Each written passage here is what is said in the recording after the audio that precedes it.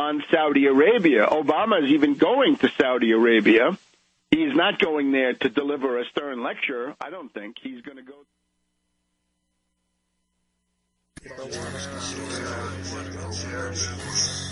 Webcam microphone up close. Webcam microphone up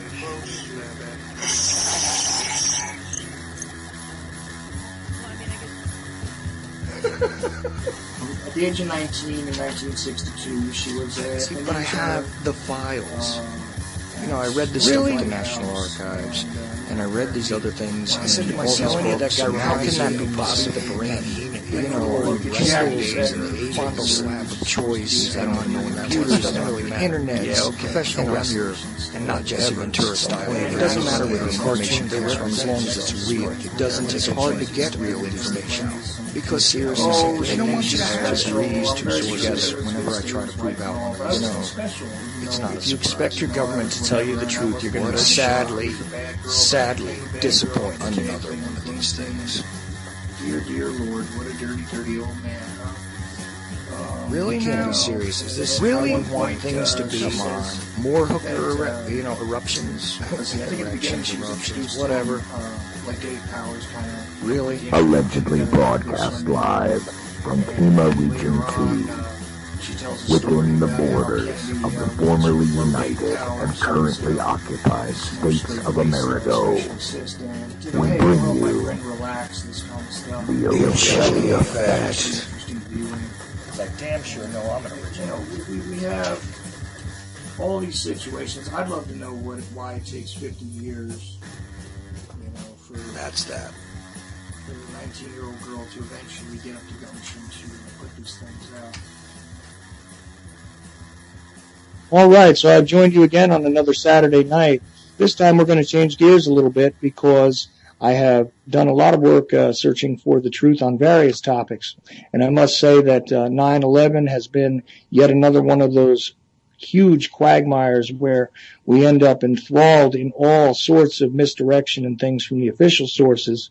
And meanwhile, the citizen researcher who is in the quest for truth seems to be left for themselves to discover the realities of some of these very, very troubling occurrences in history.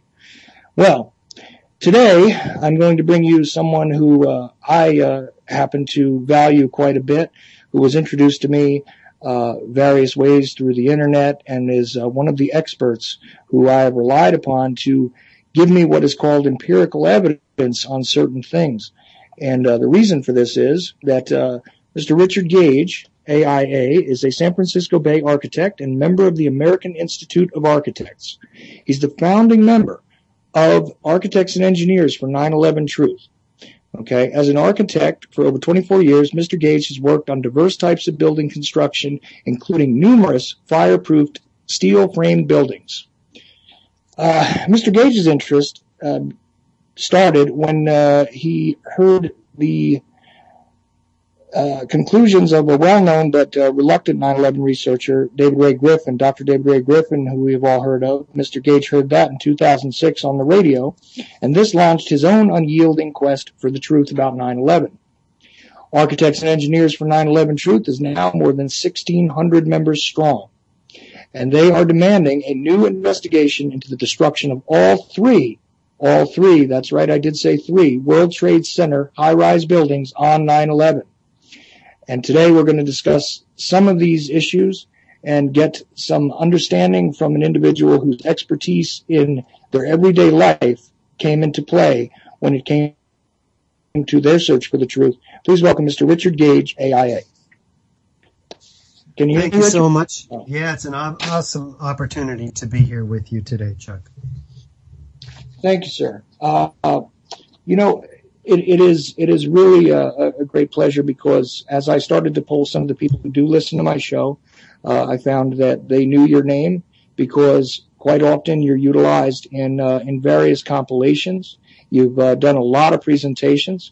You're currently getting ready for a tour which is going to start next month, I believe, in Canada. And all of these things I want to discuss today, as well as some of the actual evidence and things involved in in the actual collapse of the World Trade Center towers and those horrible incidents on 9/11 in 2001. Yeah, indeed. We've got a lot to share. This is an incredible story and incredible evidence that has been left out of the official mainstream media. And I'm just delighted to be a spokesperson, one of many quality spokespeople for the 9/11 Truth Movement. Yes, sir. Well, let's begin with what I know most of my listeners are very interested in, and that is the Tower 7, which a lot of people don't know about that are not focused on the inconsistencies in the official story, because quite often we are, faced with these documentaries and presentations commemorating the event where they show us the the Twin Towers, as they were always called, the two towers falling, and that issue becoming, the focus of these events. But there was another building which fell in New York City that day, and I'm curious to hear what you have to say about that, because the official story really was no story at all. Am I right? Yeah, exactly. I mean, we're talking about a 47-story skyscraper that collapsed on the afternoon of 9/11 at 5:20 in the afternoon, 7 hours after the Twin Towers came down. Now, this would be the highest building in most of our states, and yet most architects and engineers know nothing about it. Now, no plane hit this building. This is World Trade Center 7, but it did have a few fires from the results of the North Tower that had gone down and caused a little bit of damage. So the reason this is extraordinary, as you mentioned, the mainstream media did not show this. This should have easily been the most discussed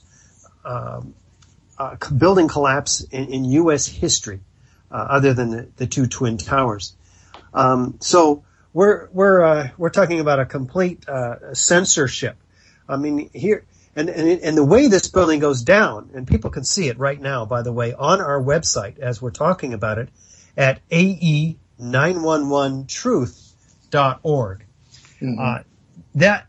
You can see it going down there. It starts at 5:20, as we mentioned, and in 7 seconds from top to bottom, this building has dropped symmetrically, straight down, uniformly, suddenly, and at free fall acceleration. Now, what does that mean? That means if you drop your cell phone, it falls without resistance all the way to the ground. That's what this building did. And yet it had 80 columns supporting it, massive columns. So something all of a sudden had to have happened to all those columns all at once on at least 8 floors, because this building fell at free fall for a third of its fall, which amounts to about 8 floors or 100 feet. Mm-hmm. It's getting faster and faster and faster, straight down through the path of what should have been the greatest resistance. So we've seen this. People immediately recognize this as a controlled demolition, or like the old hotels in Las Vegas, where they blow them up, synchronistically timed, placing thousands of explosives throughout the columns and beams in the building, mm-hmm, to separate them from one another. So this helps people to understand what they've missed. People don't know about this like they think they do about the Twin Towers, how they came down. So people who watch Building 7 immediately have an understanding, an intuitive understanding of what happened here, and then they're open to discovering, what may have happened really over at the Twin Towers. But before we get there, it's important to note that also in the rubble pile of Building 7, officials find and document the evidence of thermite. Thermite is an incendiary used by the military to cut through steel like a hot knife through butter.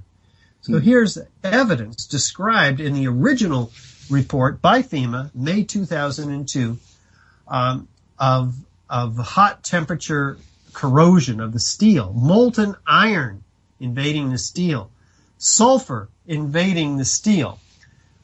These are the ingredients of thermite, or the after effect of thermite.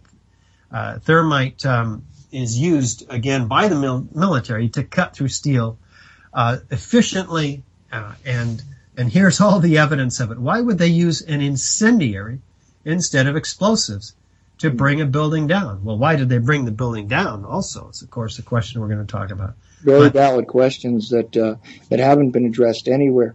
Can I just back one thing up, though, because we are talking about the behavior of the building. And I'm curious about this myself because I've heard debunkers immediately attack guys like you and other individuals who tried to simply say that the behavior of that building's collapse is completely uncharacteristic from what it should have been had the reason for the building collapsing been as it was stated. I mean, it seems to me as though if there were fires in a building and there were a collapse, the symmetrical thing that you discussed there would not have happened. I mean, just from looking at it from a layman's point of view, I have no background in the type of things that you do. When it comes to architecture, I mean, I barely understand how a wall stands, But the fact is that when you look at that, and debunkers have said, well, it doesn't actually occur at free fall speed because there's a mathematical equation that says that essentially it collapsed at about 66% or something like this of what free fall speed should have been. And I've heard different discussions about that. But the fact is that the way it collapsed so suddenly and so symmetrically, even if you remove the idea of that free fall speed statement from it, it's still a ridiculous statement to assume that it was simply a fire in that building caused as a secondary reaction to the other buildings being struck by the planes. What do you have to say about that, though, that the speed of the building collapsing? I mean, obviously, like you said, it when it's going through the path of what should be the greatest resistance, it's impossible to have it happen unless you're removing some of that resistance from the equation. And the fact that it happens symmetrically seems to be far too coincidental to have happened just happenstance based on what had happened secondarily to the building. Am I right? Yeah. In fact, not one of these 80 columns gave any resistance for the initial period of this building's fall. Not one. Now, the only way that can happen is if those columns are removed all at once. And, of course, that can only be done by a series of highly engineered, precisely placed and timed explosives, or in this case, incendiaries. Why would they use thermite? Because thermite doesn't produce the bright flashes and the loud bangs that high-energy explosives normally associated with controlled demolitions do. So with thermite, you have less of a signature, audio and visual. You have, and this is a deceptive controlled demolition. I mean, they apparently did not want everybody to know that they were bringing this down by controlled demolition. The official story states that normal office fires brought this building down, and I'm not kidding you.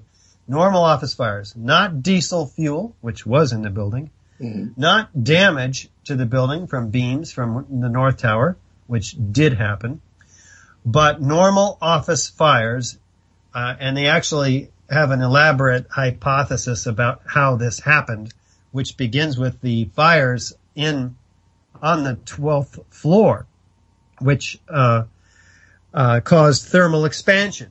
And yet those fires were completely out an hour before the initiation of collapse, as they call it.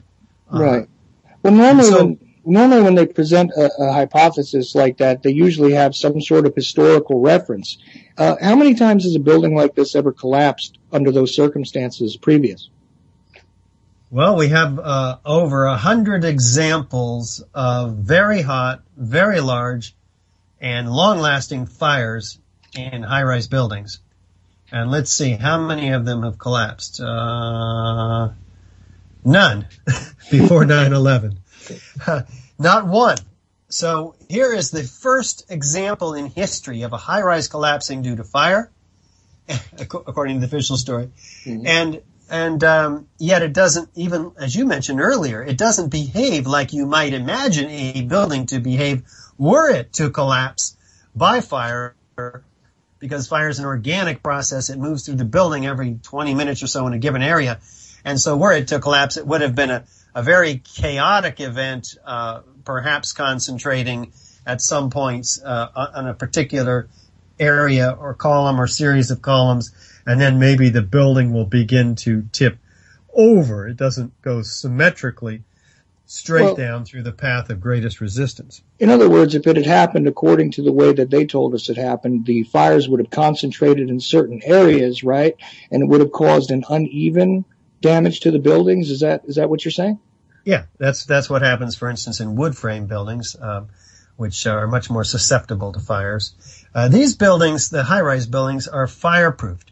So their steel could not even have heated up to the point of weakening. This has never happened again. Remember, a lot of fires in high-rise buildings, not one of them has collapsed. They're remodeled. They're put back into use.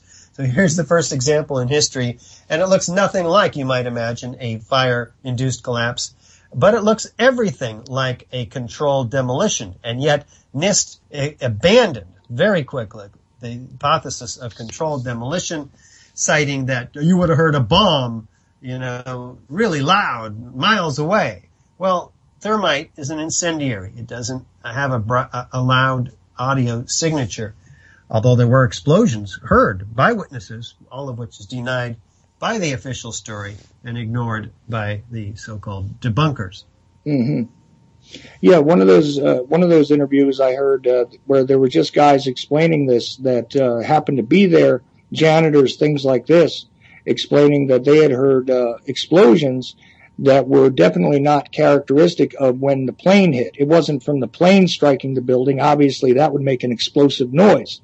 But they never did explain where these other explosions came from, which were long after the plane's event, right? And caused other behaviors in the buildings and the materials, like not just the fact that it collapsed symmetrically, but the way the entire thing behaved throughout, right? Yeah, if we're going to switch over to the Twin Towers, because people's attention is secured once they understand that Building 7 is a controlled demolition, that we've been lied about it, that it's part of the conspiracy of 9/11. We have to go and look at the behavior of the Twin Towers. And indeed, what we're told, once again, is an elaborate theory backed up by fraudulent computer models by NIST, which tells us that the upper portion of the towers above the point of jet plane impacts drives the rest of the building down to the ground. And yet that's not what the videos show whatsoever. It's very clear and simple. In the North Tower, the upper 12 stories is actually it looks exactly like Building 7. In the first 4 seconds, the top of that building is dropping at almost free fall acceleration once again.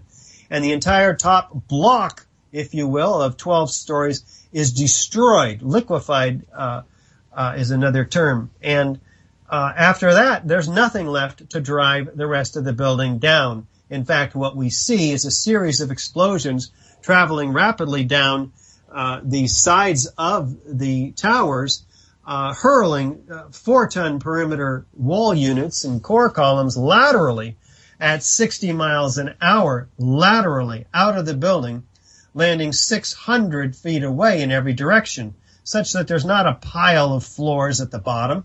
The 90,000 tons of concrete has been pulverized. The pile at the bottom is only a 2-story pile or so of core columns, perimeter columns, etc. The debris has been displaced in a 1,400-foot diameter about each of these towers. And so we have serious problems with the official story that does not explain the debris pattern, the explosions going off 20, 40, 60 stories down below the point of jet plane impacts, well below the so-called collapsing building. And in this debris is found some extraordinary evidence, not by conspiracy theorists, but by officials. 10 tons of iron microspheres. For instance, these are a diameter of a human hair, previously molten iron microspheres. Molten iron is created in 2,800 degree temperatures plus. Where does that heat come from? Jet fuel is just a normal hydrocarbon, doesn't burn any hotter than 500, 1,000 degrees, maybe 1,500 degrees. So even the manufacturer of one of the jet fuel companies says in an open air, their jet fuel, which is only kerosene, burns about 600 degrees Fahrenheit. So right, but that's the other serious problems. That's the other thing to consider there is that if the jet fuel is burning inside of an engine which is designed to burn it, it's going to burn much more efficiently, obviously, than if it were just simply lit on fire and let out in the open air. So therefore, the fire itself, by the nature of what they're telling us caused the fire and how the fire progressed, it makes it impossible for it to have melted steel, basically, even if the steel had not been fireproofed. Is that right? Yeah, and the steel in the building, that what they say is it's softened to it softens at 1,200 degrees. Steel does, and it can begin to bend. But in fire tests that have been performed in large steel frame buildings, large in terms of testing, they do not fail. They buckle even with extraordinary loads placed on these floors. They bend and retain their structural integrity largely, although they're bowed. In the case of the North Tower, we have lightweight steel trusses, which are blamed for being the causative factor. They're much more vulnerable than beams themselves.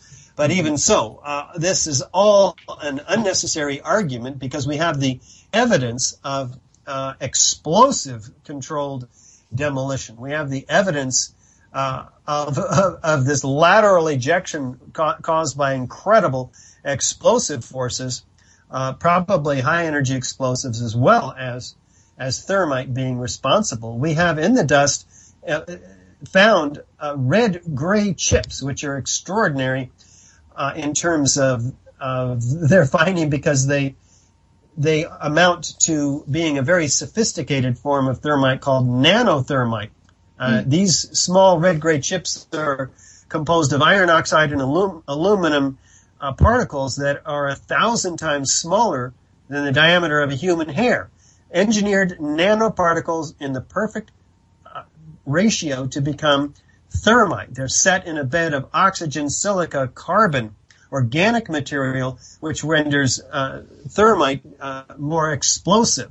So this is a finding from a small team of scientists led by Niels Harrit in Copenhagen. And what's interesting is they take these chips, there's at least 10 tons of these chips. What amounts to that much has been found by this team, and they put these chips in a heater, a differential scanning calorimeter, and they ignite and produce a lot more energy and these same small iron microspheres, previously molten iron microspheres found throughout all the dust by officials. So here's a corroboration of how those spheres got there. And so we're talking about a very sophisticated form of nanothermite made only in the most advanced defense contracting laboratories.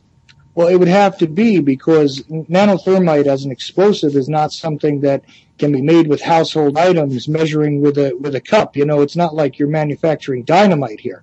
This is very easy to do, some of these lower grade explosives, but something like this is extremely sophisticated, right? That's correct. This was only developed in the late 90s. There is work written about it in papers by Lawrence Livermore Lab and Los Alamos Lab, and there are defense companies who developed nanothermite, interestingly enough, who were brought in to lead the NIST investigation. The building report was controlled by some of these very companies, SAIC, led by Foreman Williams, So these people were clearly qualified to find the nanothermite in the dust. But I'm guessing that this is more like putting the fox in charge of the henhouse. Sounds to me like a little bit of a conflict of interest there, in fact, really, because if they had had anything to do with it, then it would have been a serious conflict, right? Yeah. Yeah, very, very serious conflict. And there's also conflicts of interest in the security company that ran the electronic security in all three towers. Securicom Stratosec is the company that had the contract up until, curiously enough, 9/11/01.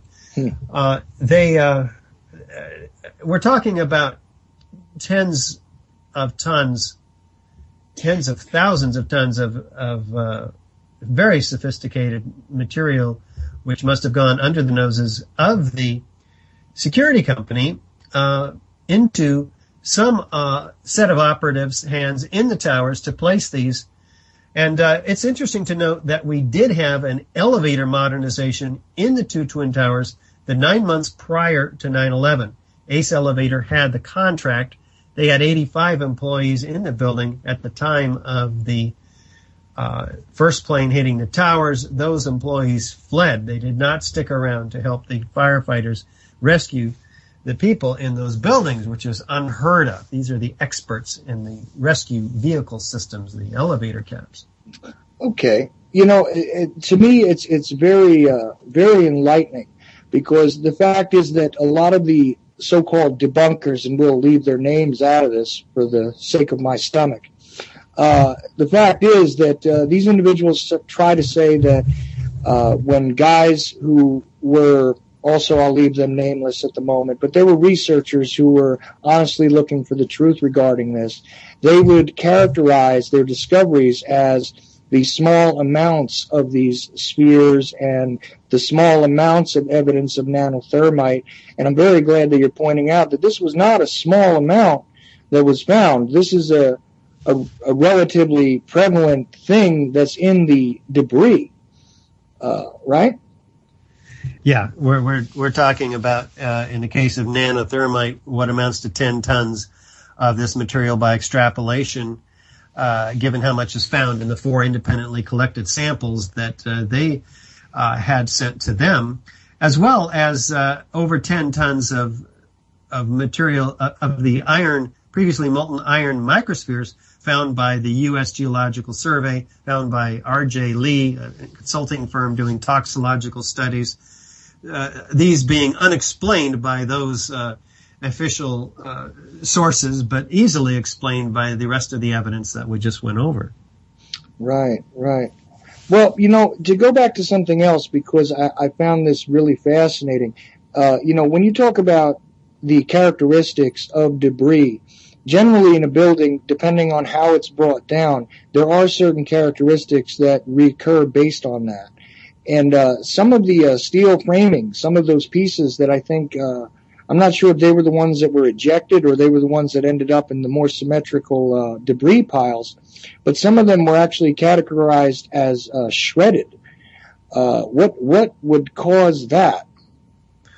Well, yes, in both Building 7 and the Twin Towers, most of the structural elements were completely, I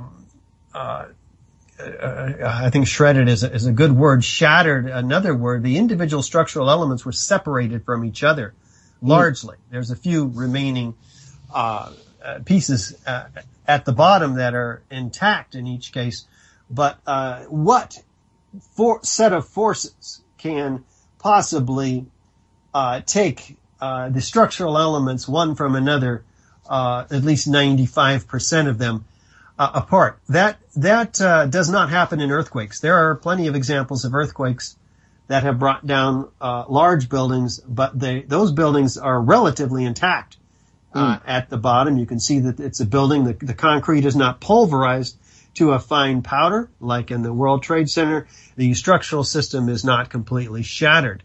And this only happens with high-energy explosives or incendiaries. Right, so this has to be an intense force that causes this kind of damage to the building materials to actually shred or shatter or dismantle them forcefully like that would have to be a very intense thing, and the I guess the thermetic materials would match that as far as what you would come to expect from something like that, huh?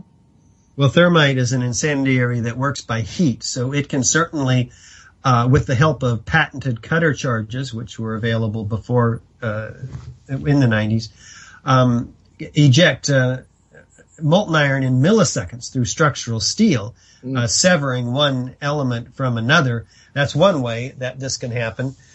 Gordon Ross from Scotland has evidence that on the core columns in the World Trade Center towers, that they were more vulnerable to a side concussive blast, and that the reddened and oxidized ends of the core columns indicate that such force had happened to them, given the concave bending of the long section of the rectangular columns at the ends, and the convex on the opposite side, and the deeply reddened and oxidized surfaces at the ends of these beams, because they were not stiffened with additional steel plates.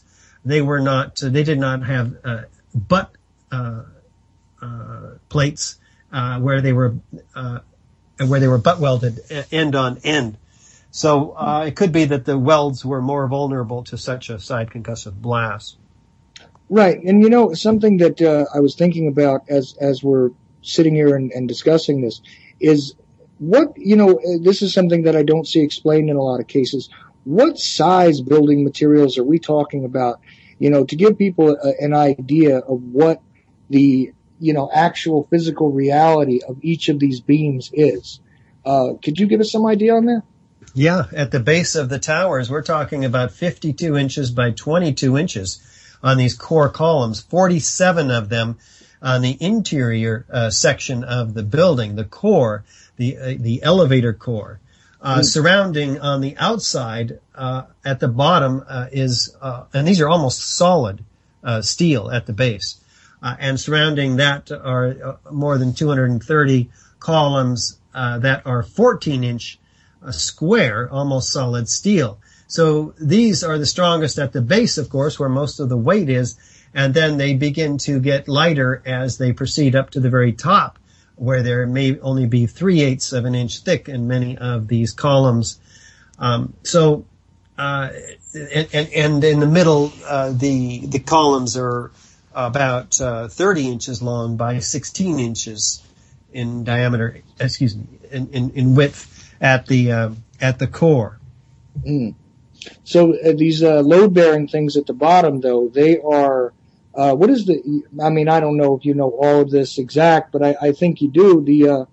The strength of these things is partially based on the weight of them too. Okay, we've got this dimensional idea, but how much do these things weigh?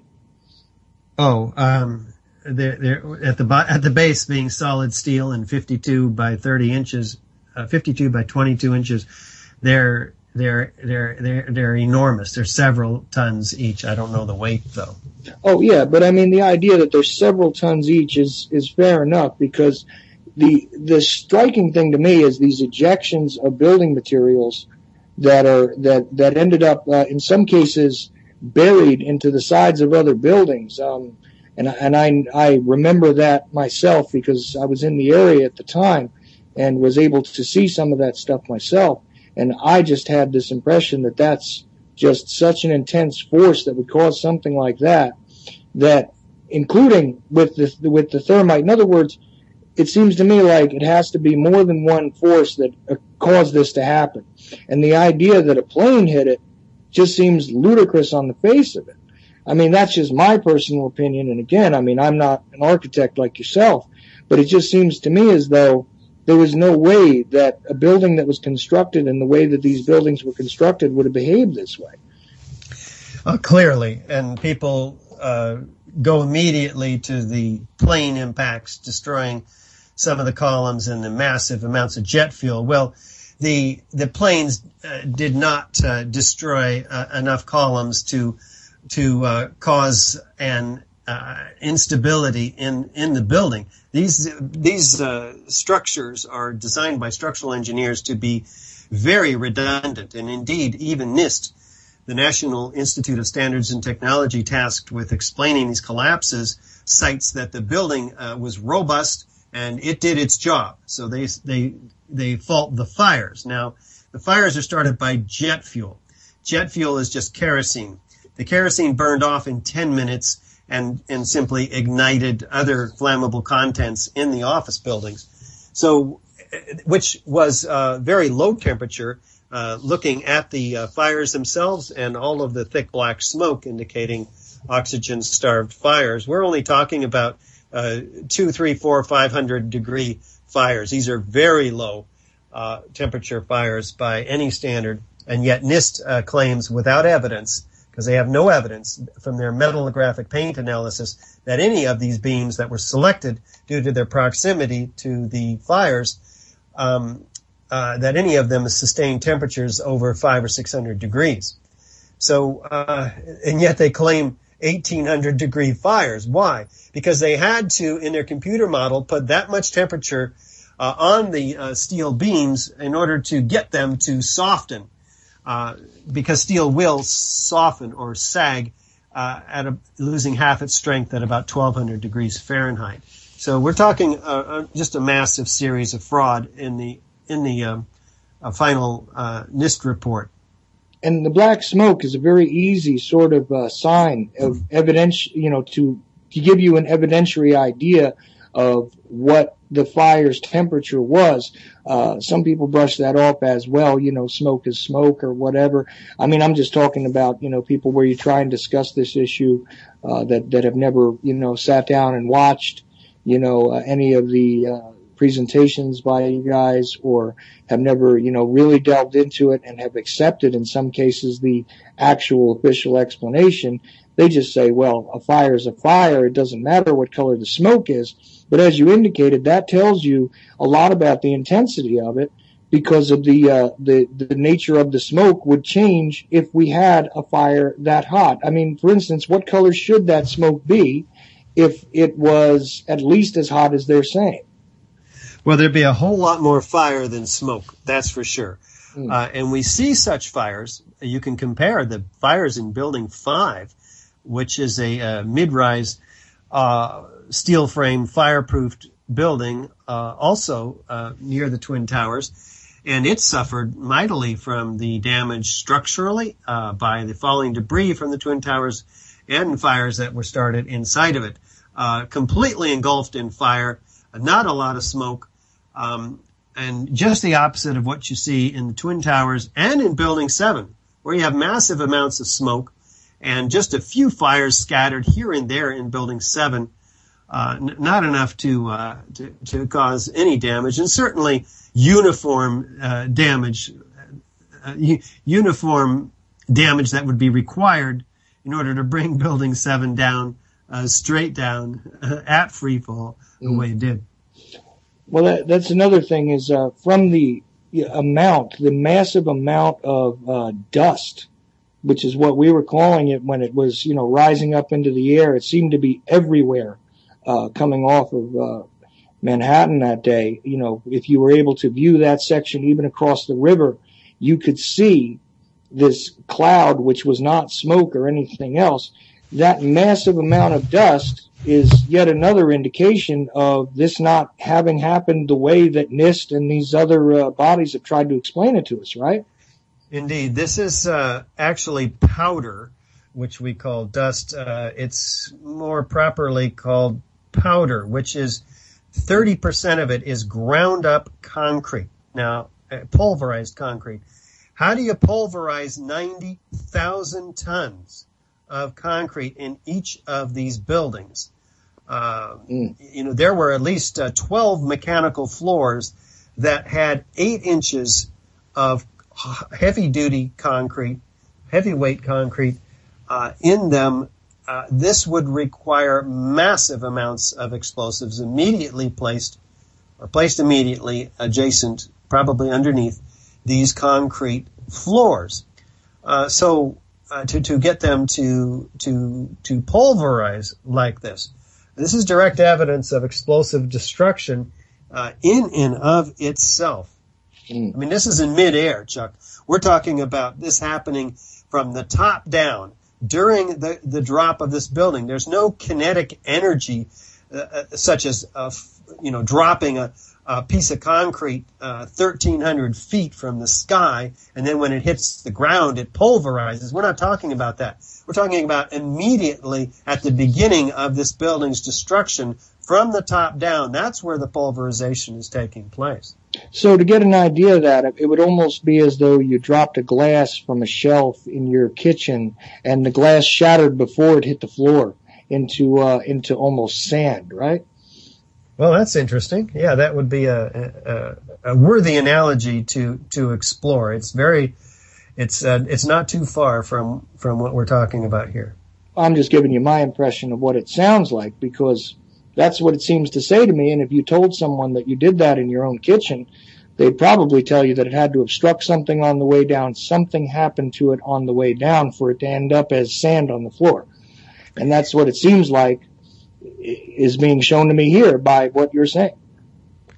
Yeah, well, it's not quite so simple. I mean, obviously, if it were a gravitational collapse, one floor would be hitting another, and there would be a force, a destructive force of some magnitude, but it could not pulverize both floors to a fine powder and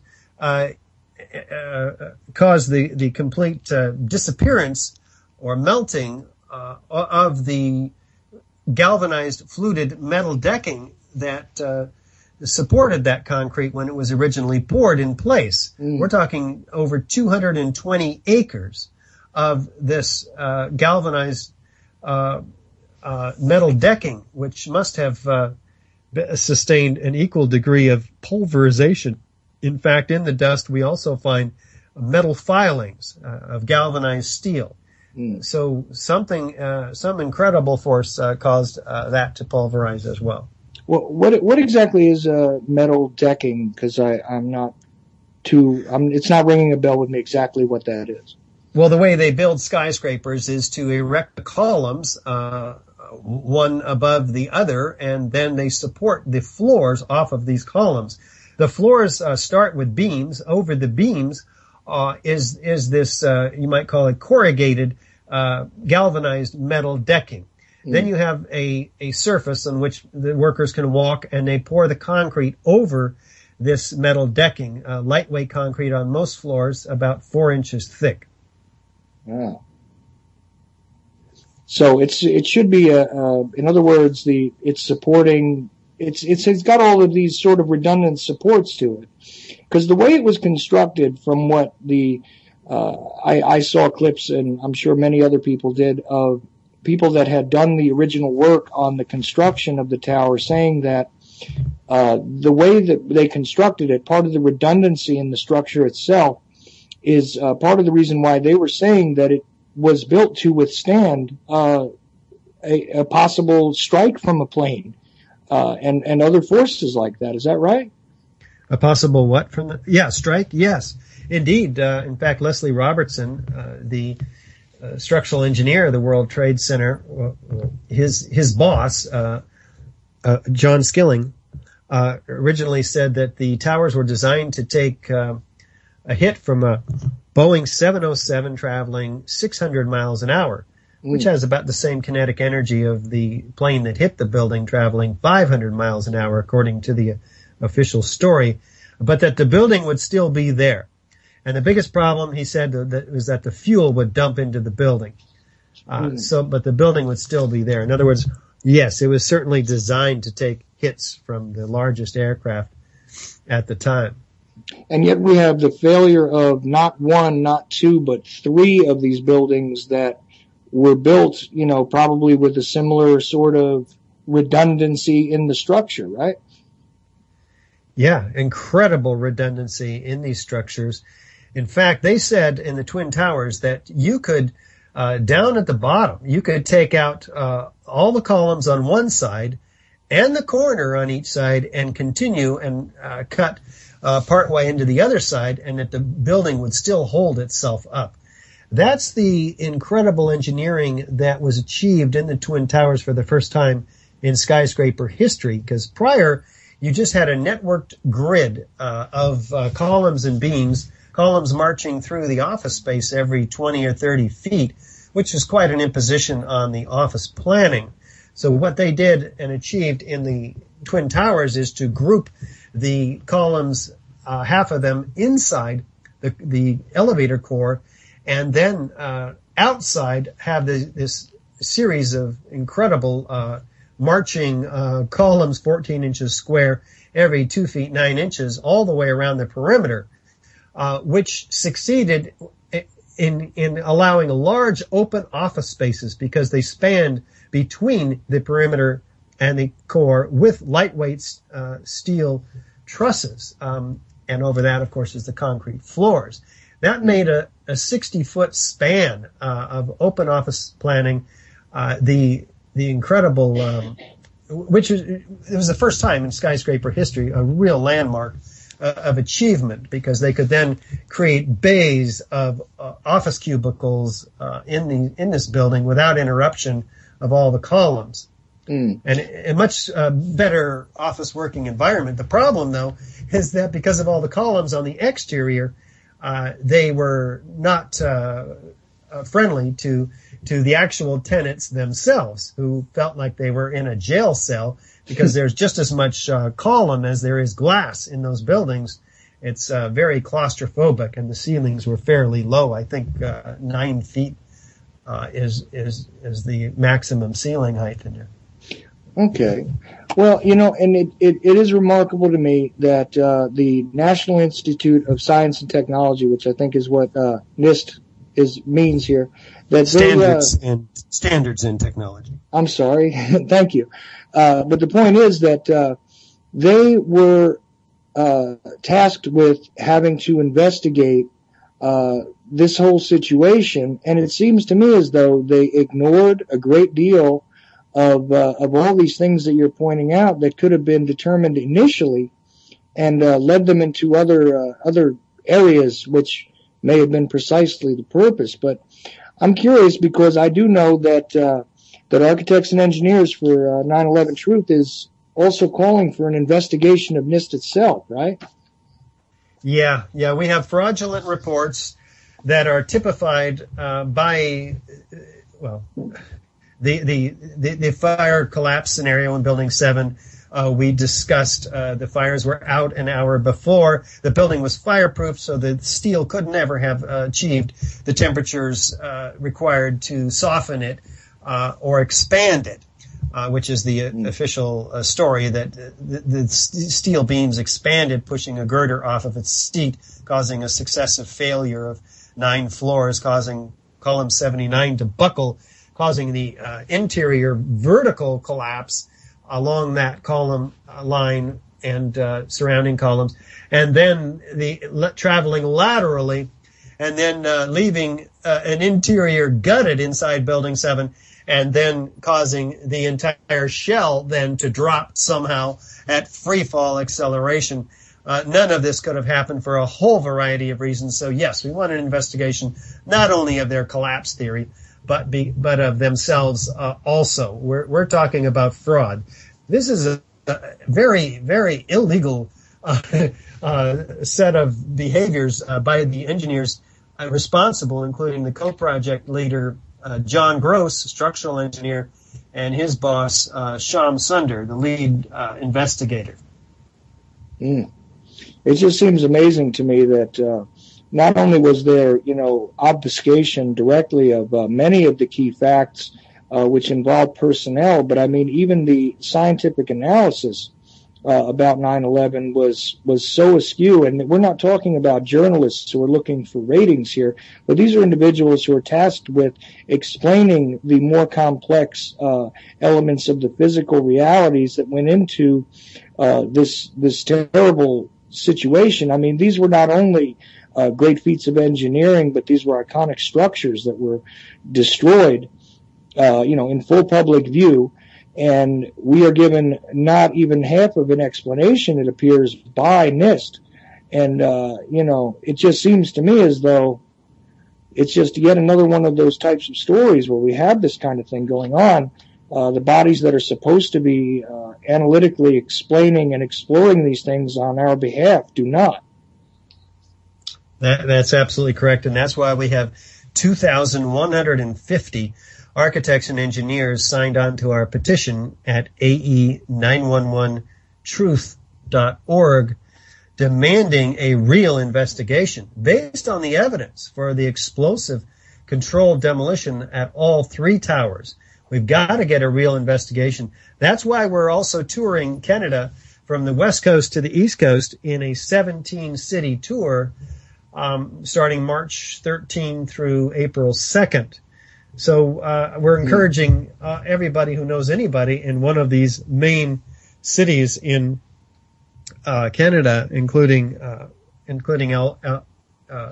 Prince George, Victoria, Vancouver, Edmonton, Calgary, Winnipeg, Ottawa, Toronto, London, and on the East Coast we also have Moncton, Fredericton, St. John, and St. John's, Newfoundland. I think the first date is on the 13th of March. That one's in Vancouver, right? Prince George. Oh, that's Prince George. Oh, okay. And that's the Rethink 9/11 Canada tour, right? Correct. And that website for that tour, which is under development right now but can be seen, is rethink911.ca. But for now, you can get information at the ae911truth.org website, I'm pretty sure, because I know I saw some graphics there, and I placed some of them up on my Facebook page. But I definitely support the work and the nature of the work that you're doing, because we're not talking about, you notice tonight, people, that you're listening to us, we're not discussing theoretical boogeymen, and we're not discussing, what could be and what should have been based on what the political climate was and all of that. There's elements to that, obviously, that also I feel need to be objectively investigated as well.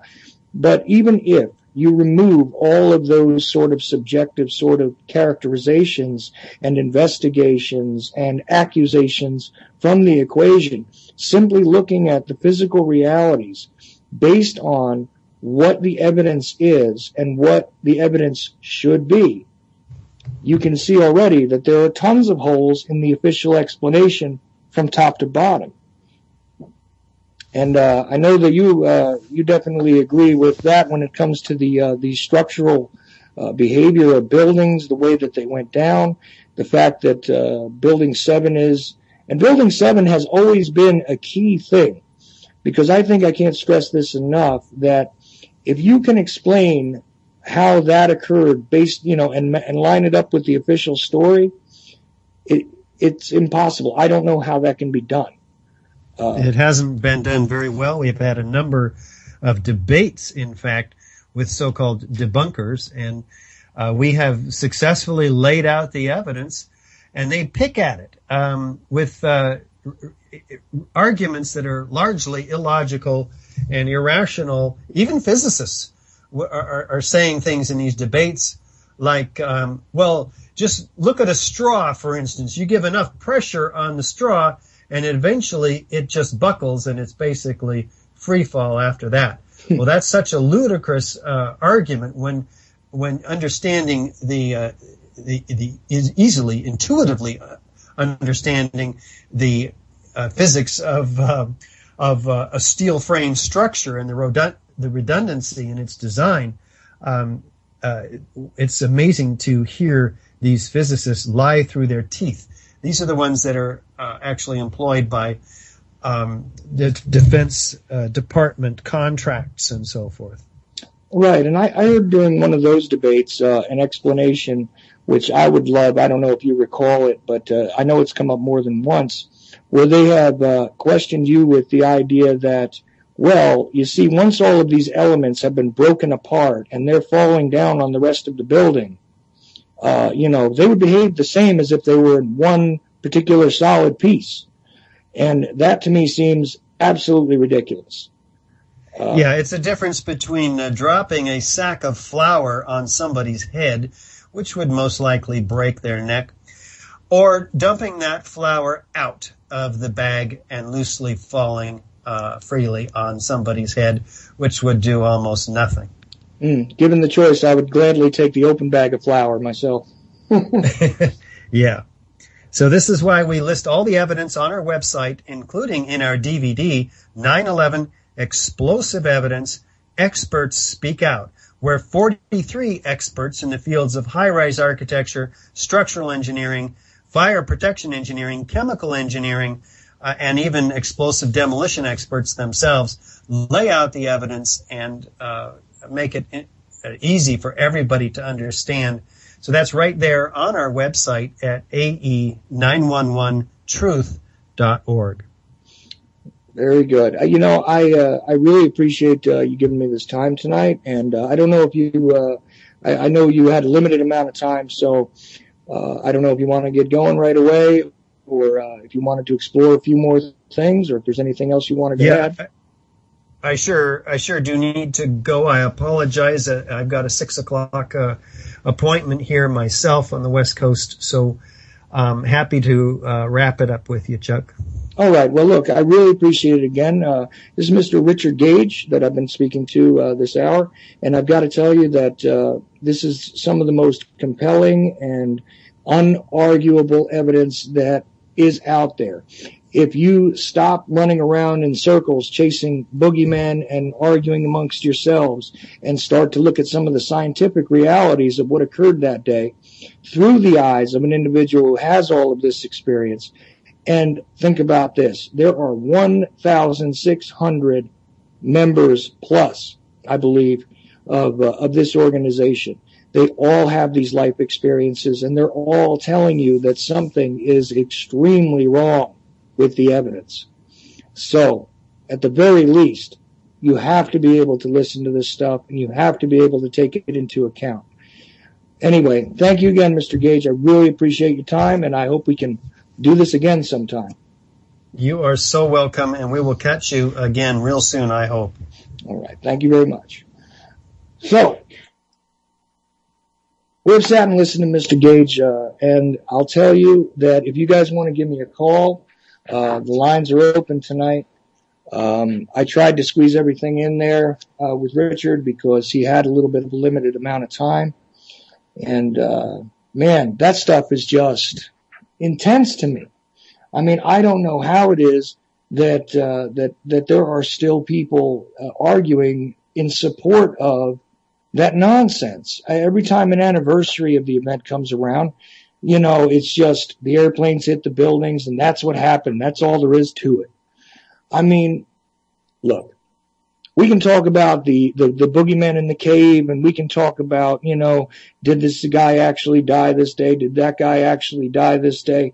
But no matter what, we took a hell of a black eye that day. As human beings, even being in proximity to the type of thing that occurred. And I know that this is not what this show was meant to be about, but I got to tell you, this is what bothered me. And I said the other week that, on one of the shows I did, that I had been suckered initially by the idea that this was possible because of the shock trauma that really struck us all, in one way or another. For those of you that were a little brighter than me at that time and understood exactly how bad it was, I congratulate you. I really do. But the fact is that I was sucked into that nonsense and had the gut reaction, the emotional reaction to feeling defensive of, what I perceived to be my place, my people, my country. And, you seek to defend it, and that's what I look to do. And the truth is that I made the mistake of not looking into the evidence in an objective way. Of course, the NIST report hadn't been released till much later. The 9/11 Commission atrocity had not been released till much later. But even with the initial news reports that day, And Building 7, I should have probably brought this up with Richard, but, Building 7 collapsing, behind the back of a reporter who's watching it, who's reporting, well, not watching it, we're watching it. The reporter is sitting there and telling you that it has already collapsed and it hasn't even fallen behind them yet. It's still standing. That stuff freaks me out. And I got to tell you, no matter what, that day, I wasn't looking for answers because I thought it was right in front of us. But that is the sneakiest way to do things. That is the way that a lot of these entities act when they're doing their dance of, psychological, trauma-based programming. And this is the way that they handle things when they have such, instruments to get at all of us, like the mass media, like the published, the nearly dying publishing industry. The entire culture was overwrought with this stuff. The fact that everything is a news alert on Fox News nowadays, every time somebody sneezes, that wasn't the way it was back then. Those news tickers that started running across our screen and everything else, that wasn't the way it was until after that day.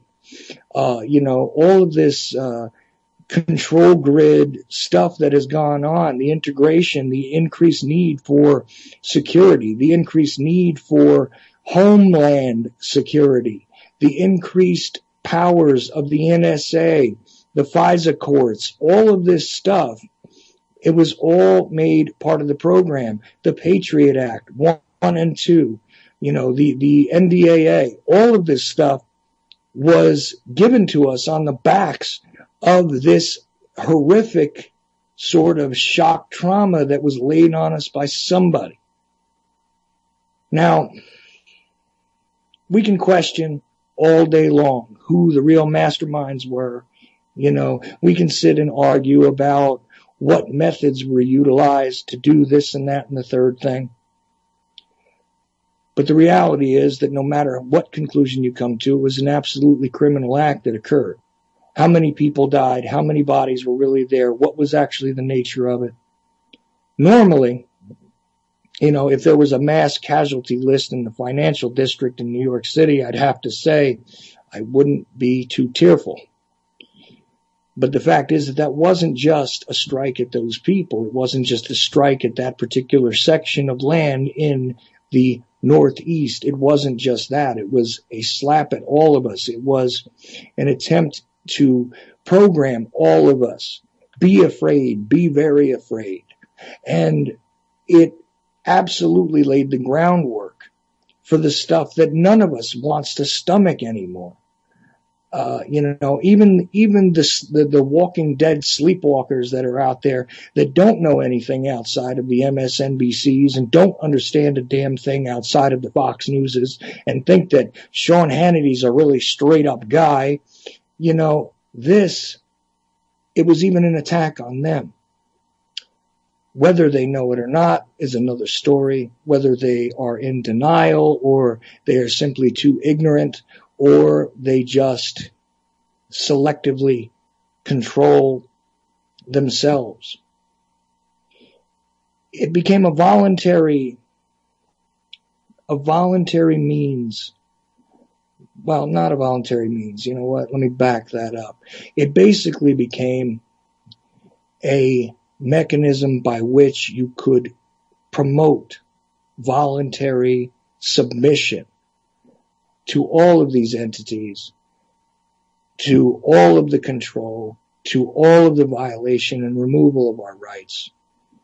And it hasn't gotten any better. No, there haven't been any more towers falling. No, we haven't had the massive hijackings and the grounding of all of our planes in this entire nation again. But every single day it seems like little things are being put into place, and brick by brick, the entire wall that we had that was supposed to be the protection for all of us is being taken out. Anyway, I'm looking at some other things here, and I've got to tell you, I will not tire of this issue on 9/11. And if any of you guys want to call in and talk about this, the number is 718-717-8296. And I'll be glad to talk to you about this or anything else. I'm pretty sure I have the phone set, so let's see if I can figure out how to use that.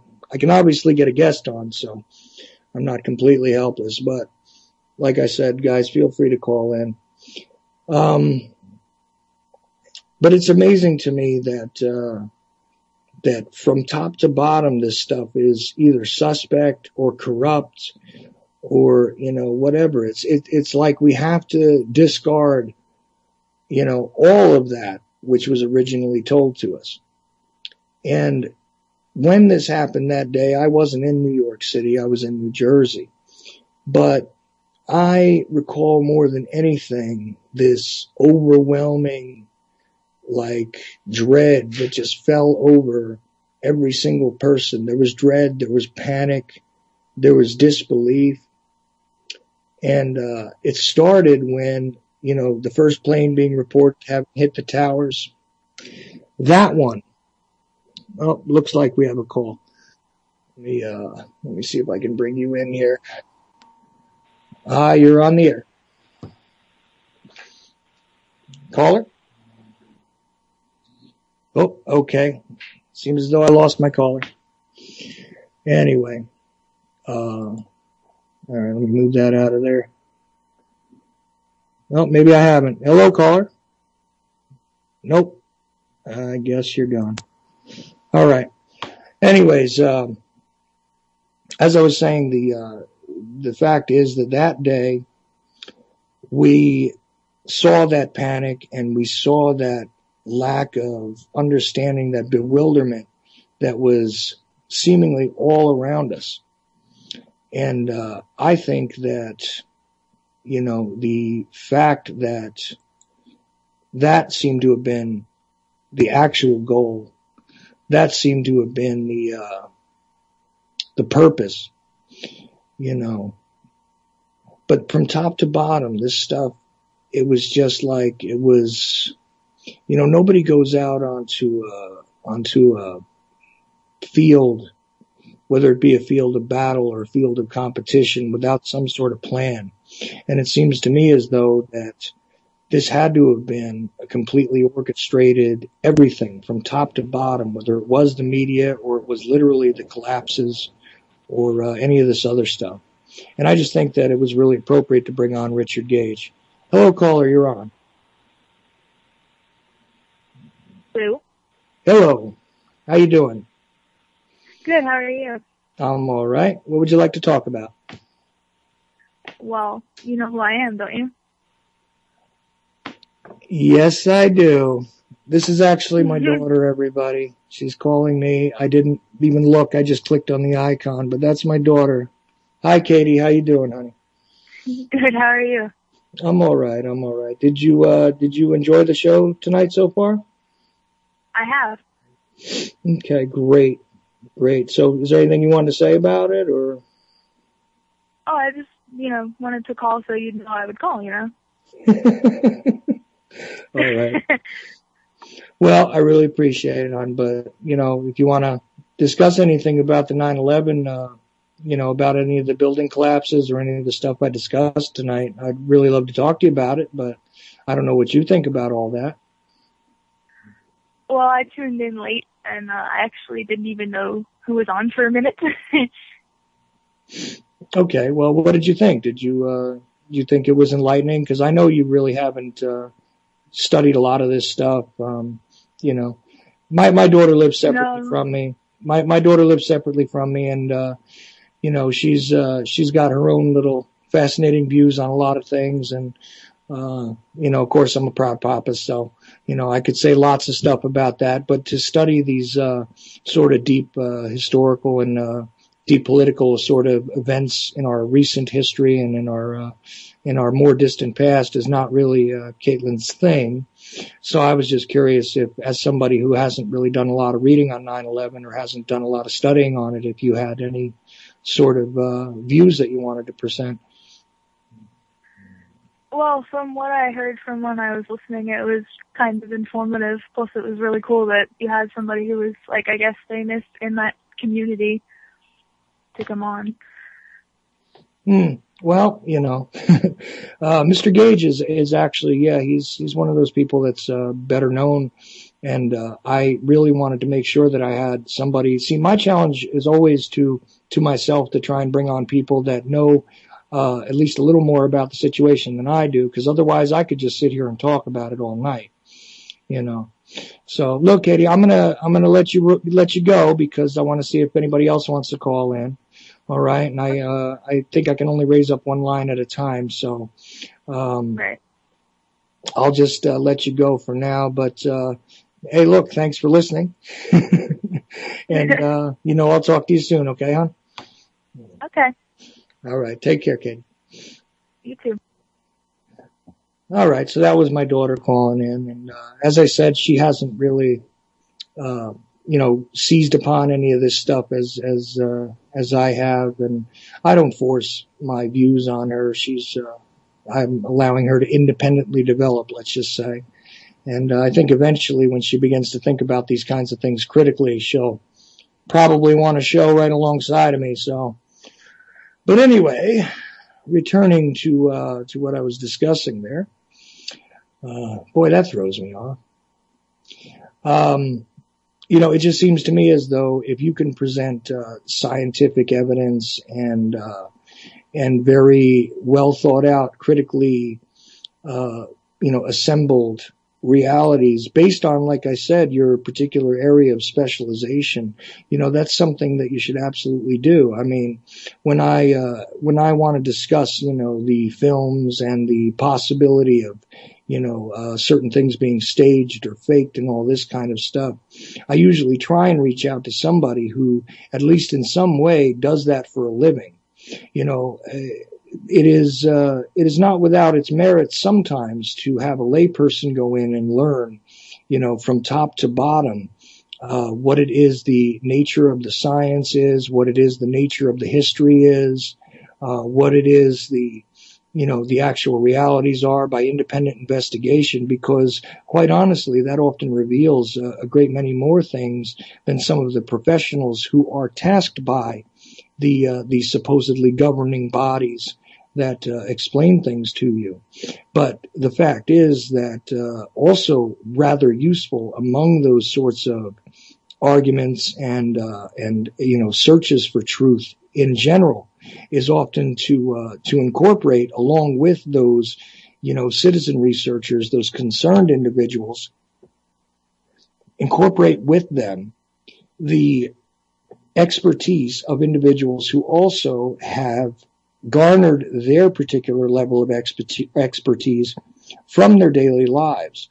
As stated in Richard's introduction and as stated throughout, I mean, the fact is that the man is an engineer who was quite accustomed to having worked with steel structured buildings and having worked with cement and all of these types of things, all of the elements that were present in the World Trade Center. All of this stuff, when he's talking about it, he's not reading from a book or reading from a website explaining to him what it is that this particular building material does or what it is that that particular building material does. He just simply knows it because of his own experiences. So there's something to be said for both, to be honest with you. But the fact is that quite often when you are desirous of the truth, okay, the mechanism that you choose to seek it is really often as important, if not more important, than the truth itself. Because after all, if you use an illegitimate sort of system of gathering your information or gathering your, quote, truth, end quote, I think that quite often it can be a violation of your initial goal to begin with, because if you're seeking the truth with an honest mechanism, if you're seeking the truth with an honest intention, then you're more likely to discover what is truth. And some people think that when I say that and I make a distinction between truth and honesty, that that's just a sort of argument of semantics. It's not very important. It doesn't have a great deal of sort of traction in a lot of people's minds. But the fact is that if you don't, if you're not pursuing the truth honestly, then what are you doing? And there is a difference between the honest search for truth and not necessarily a dishonest one. But the fact is that if it is completely tainted by your initial viewpoint, if you don't approach, the individual aspects of an investigation, whether you're collecting information from your home or you're actually out in the field doing it, you'll often only collect evidence that interests you, and therefore there is a sort of twisted kind of nature to what it is you're going to gather. And I think that the value of those things is often revealed and unmasked and shown to be rather a pointless sort of excursion into opinion without any sort of basis for that opinion in fact. So, if you want to espouse opinions all day, go right ahead. But if you have no factual point for the initial look at that opinion, and you have no sort of reasonable piece of evidence to at least begin to build the foundations of that opinion, then all you have is opinion. If you selectively cherry pick your facts, or you take and exaggerate the positions of others so that you build a much larger straw man, but through your exaggeration, you've really created a hollow being, then you're only building and thusly destroying the straw man that you built, and you proved nothing except that you can build something up falsely and destroy it falsely. And I think that a lot of people make that mistake because they get emotionally involved. Some people just enjoy being contrarians.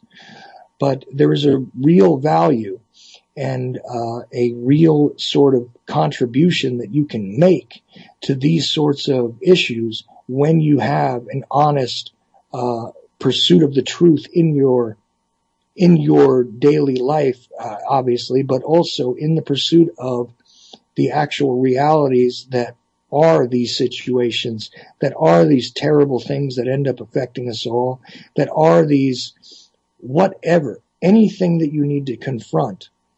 If you don't confront it honestly, and if you don't carefully select a method which is not so biased as to be pointless, then what is it that you're really accomplishing? I don't know. I'm trying to think of 10 different ways to explain that to you, and I see it all the time.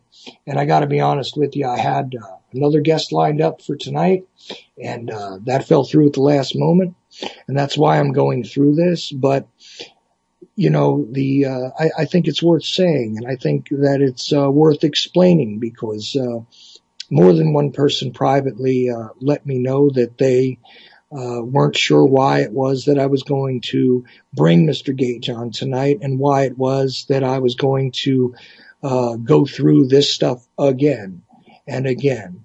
And I really felt an obligation to explain to you that, when I bring somebody on here, it is not simply because, I think that I can find someone to come on and talk for me, but the fact is that I try to bring people that I believe had at least an honest hand at investigating their situation and have produced a worthwhile conclusion, piece of evidence, evidentiary leads, whatever it may be. So I'm going to tell you now that I'm going to do my level best to filter that crap out that is out there that's based on these silly assumptions and leaps of faith.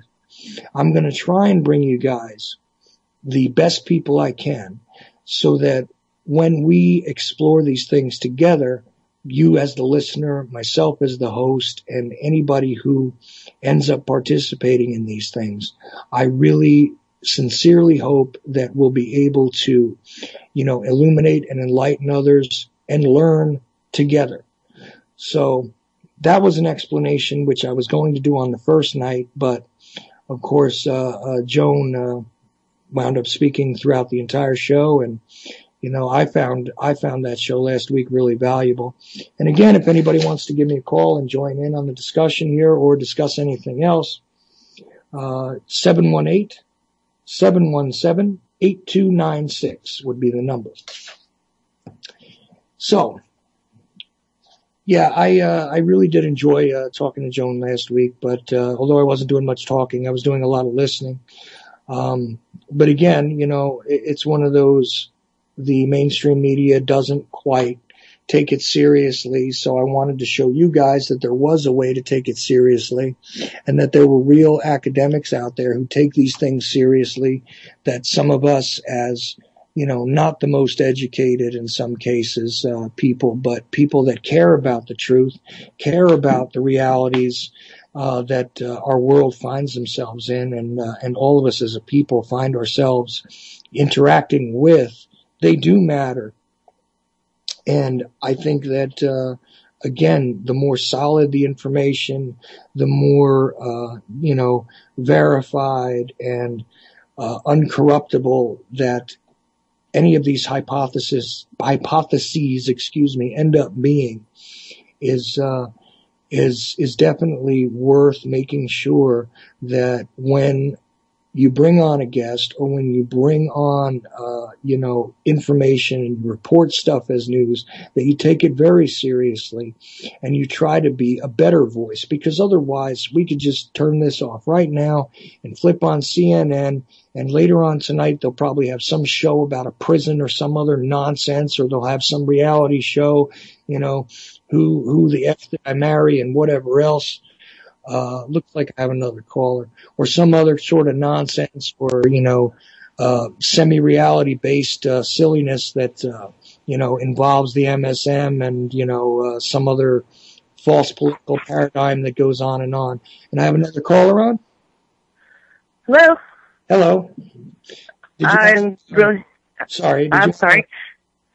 I really like your show, and I just wanted to know what, in your opinion, can be done to wake up the masses. Well, that's an interesting question, a little bit off of what I was talking about, but that's cool. Like I said, anything to wake up the masses. Well, it's difficult to determine who is actually awake and who isn't. I hear this term awake being thrown around a lot, and I've got to tell you, I don't take it seriously from a lot of the mouths it drips out of. And, the idea of being conscious and the idea of being awake is a valid thought. But some people believe that since they're just simply contrarians to what appears to be the most acceptable position and opinion, a lot of them seem to feel that they are awake. And, I'm not sure if I'm awake sometimes, because the reality presented in front of me is not always something that I would expect with my eyes open. Some things are so unbelievable as to be disbelieved, literally. But to be awake, is that what you mean? Like to get people aware of like the reality around us? Right. It's a hell of a hard thing to break people from some of their old habits and to get them to think outside of the box. And the box to me is not that old, silly standard that people used to use, just for semi-unconventional thinking. But, to think outside of the box to me is the one that we sort of voluntarily have placed ourselves in by, engaging in the junk food for the brain that's on, American Idol, and I was just explaining CNN, the nonsense they run on the overnights, and MSNBC, they're, supposedly politically charged, let's fight with or for Obama or fight against Obama instead, and, and he's the main focus, when meanwhile he's really nothing but a puppet, and, the actual controllers of the real grid, they're not going to be on MSNBC. They're not going to show their faces on the CNN, because God knows if we ever do figure all this stuff out for ourselves, there'll be lynch mobs coming for them all. So do you have anything else you wanted to add? Oh, okay. I'm pretty sure my caller's gone. That's all right. But if anybody else wants to join in, that'll be fine too. Sometimes you hear me stammer a little bit in my speech. It's because my eyesight sucks and I gotta like turn and click on something or click something off. But anyway, trying to light the fire under some people is hard, I'll tell you that. And, you know, sometimes it's hard to know exactly which fire needs to be lit. You know, for me, the term wake up, I'm kind of sick of it because I hear some of the most irresponsible, nonsensical, you know, individuals that, you know, I'm trying not to name names really with some of this because I've got a lot to say about certain people and I know I just don't want to completely alienate those that find some value in what I consider to be nonsense. But, you know, if somebody happens to put me into a little bit of a corner about that, I mean, I'm going to wind up telling you stuff that I probably shouldn't. Anyhow, yeah, I've heard a lot of bad presentations, and what makes it worse is, you know, you expect the pablum to come from the mainstream, and you expect, like I said, CNN to not be honest, and anything owned by Rupert Murdoch is, you know, definitely not for the intellectually honest in any way, shape, or form. But, you know, quite factually, it's difficult to sometimes weed my way through even the alternative media because there are so many of these, you know, oh man, you know, I don't want to use the term half-assed, but you know what? It is what it is. And believe me, if they were half-assed, I'd be happy because at least they'd be halfway to something. But they're not, you know, and it's just nonsensical. Just look, I'm not part of that. I'm not part of that. And that's all there is to it. And they don't think anything out and they don't, you know, really try and present you with any real evidence. They're presenting you with an agenda, you know, without any facts. And they point out some of the contrarian things in the news and they point out, you know, some of the evils that governments do. And they don't explore it at all. They just basically, you know, do what basically the Rush Limbaughs of the world do. By sitting there and deciding here's a line in the so-called sand and here's my so-called side of that line and not understanding that when you're drawing a line in the sand and choosing to step on one side or the other, you're still standing on the same beach, you know. And I'm not even going to go to the point of insulting the guy and like other people do. But we know what he is, and anybody who's listening to me right now definitely knows what that nonsense is. But sometimes these people that, you know, present themselves as alternative, as different from the mainstream, are really just a slightly more aggravating, louder, more obnoxious cog in the same machine that all those other people are. You know, what is your real difference if you're going to, you know, settle on the Republican side of the ticket because you think that's going to do you some good when you're worried about issues that are supposedly not being addressed by anyone and everyone in the world is against you and, oh, people are going to try and kill me for the things I say. And I really am very tired of the rhetoric that is just empty. And it doesn't matter if it's, you know, to me, it's like, whether I'm looking at a puppet on Sesame Street or I'm looking at that Jeff Dunham character, I'm still looking at a puppet. And it's still on the same box. And, you know, what do you expect? You know, the other day I heard somebody call President Obama a sock monkey. And I thought it was hysterical, but at the same time, although it evoked a funny reaction in my mind to sit there and repeat that over and over again, it doesn't, what good does it do to sit there and attack him as in he's not on the right side of the line on the beach? Because like I said, again, even if you've drawn that line in the sand, you're still on the beach, you know, and personally, I'd rather have the option to go a couple of blocks in from the beach so I can look at the water and I can go live in a house, you know. So you can't just stay and play on that beach all day long, you know, or throughout your entire life, I guess. And, at some point, I guess there was an awakening for me. But to use the term awake, I'm almost repulsed by it at this point, because the idea of awake, it just like anything else, it varies in such horrifically different degrees that I don't know. I don't know exactly, I don't know exactly what the difference is sometimes between, people that say they're awake and, the rest of the general masses that we do know are sleepwalking. But, sometimes it seems to me like some of these so-called awake people are really just people that also got off of the bed so that they could fall asleep in their easy chairs. And they think they've done something rebellious by doing so.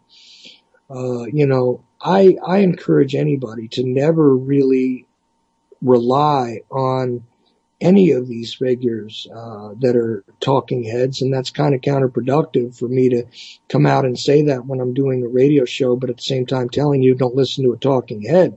But here's the thing, you're going to find out over time listening to me that I have, the ability to examine things and have my conclusions be altered by the actual evidence and realities that are presented to me and that I discover through my own exploration. I don't rely on just another media figure to tell me how it is. The whole Walter Cronkite concept of, and that's the way it was. Well, listen, man, if you just take that and you just, paste it over yourself and you decide that is the end all and be all of the entire world around you, then I guess you are asleep.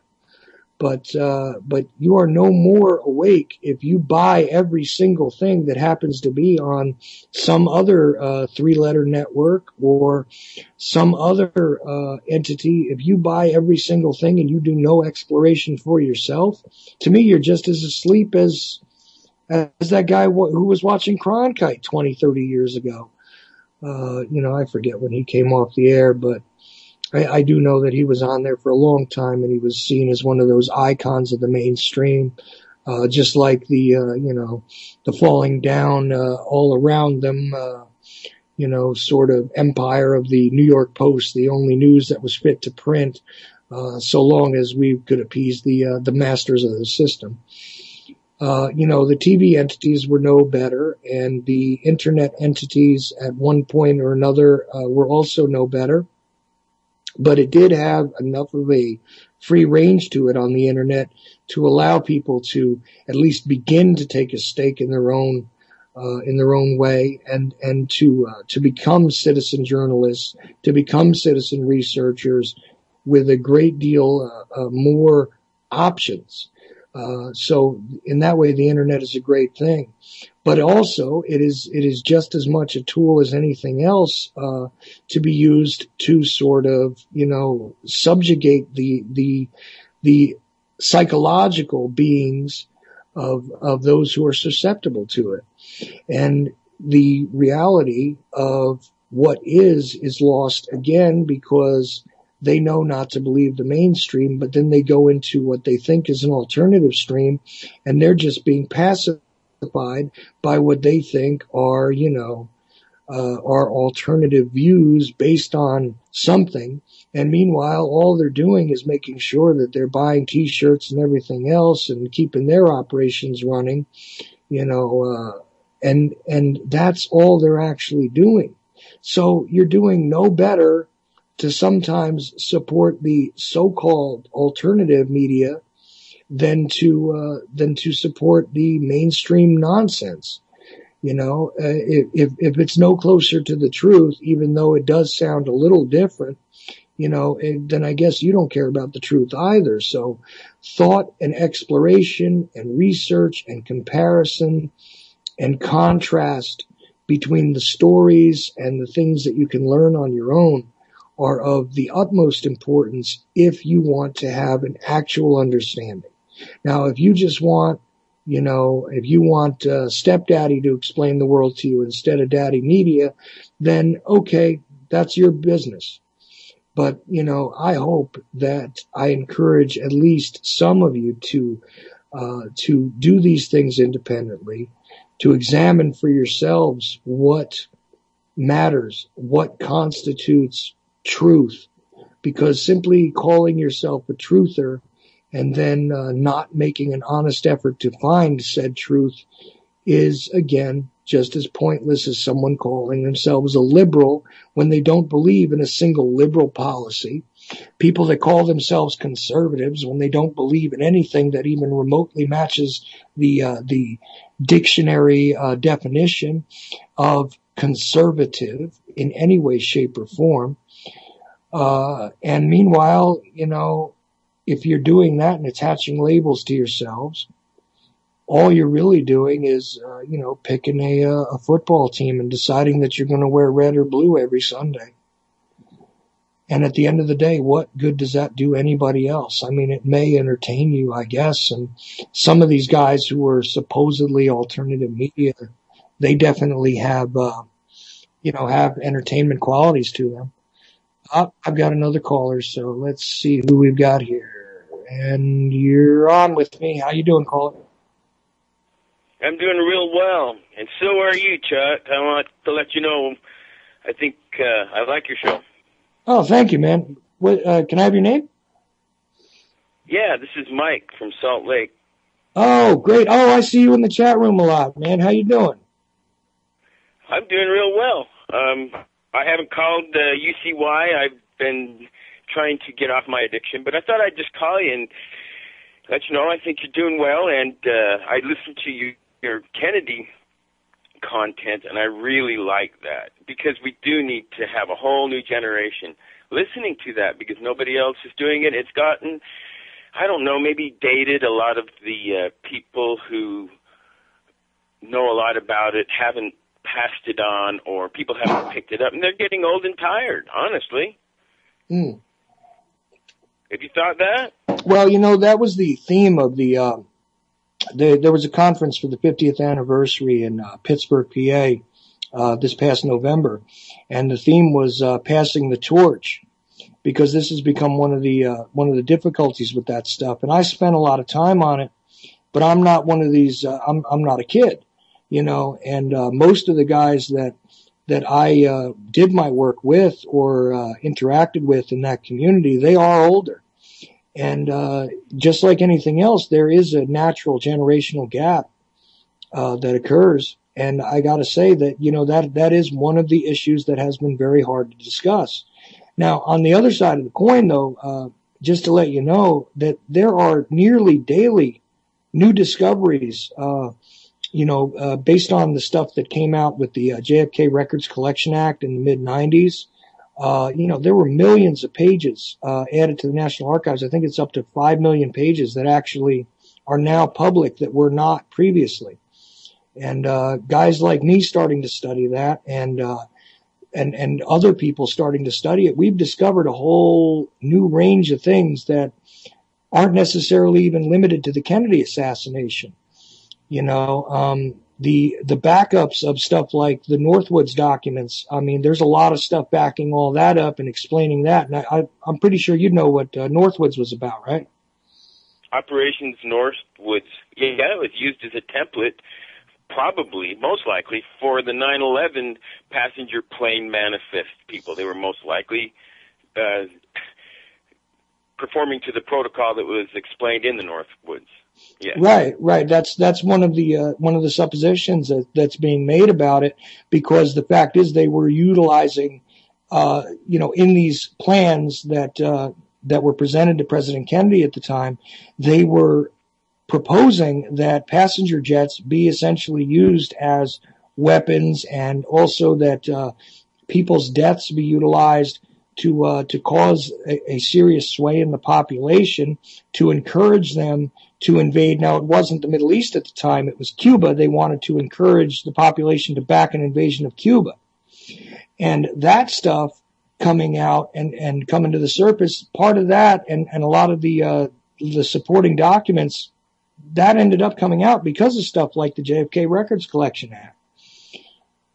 So... Well, I'm glad you're in the forefront of doing it, because it does need to be done, and I'm really glad Jules has you on. So people who are interested at least can say, yeah, there's a real good show that focuses on this, because there really aren't a lot of them that are focusing on it, and I'm glad you're doing that. And as far as conspiracies in general go, the types of things that you're going to get the leads from in those new documents that you have access to, they go forever, really, because it's the same players and they have not quit their game.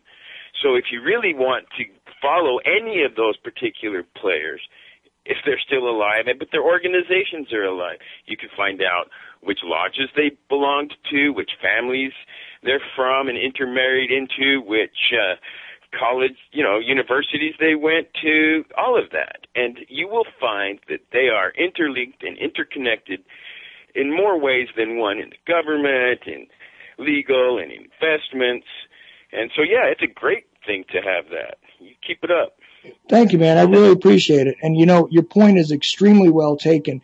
And I'll tell you something. It has always struck me that people that aren't seemingly interested in this kind of stuff say to me that, you just see a connection between all these people because you want to see a connection, just because this or that or the third. Just take it from your own life standpoint, okay? Look at your own life and think, who are you going to wind up working with? You're going to wind up working with the people that are in proximity to you. Who are you going to wind up intermingling with? Well, you're going to wind up dealing with your family. You're going to wind up dealing with, your neighbors. You're going to wind up dealing with the same people that work at your job. These are your friends. These are the people that wind up, helping you move your furniture or whatever when it is you're doing anything in your own daily lives.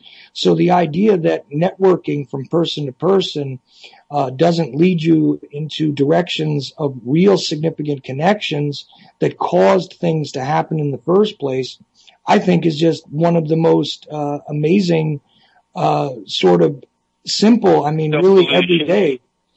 Sorry, guys. Well, they do.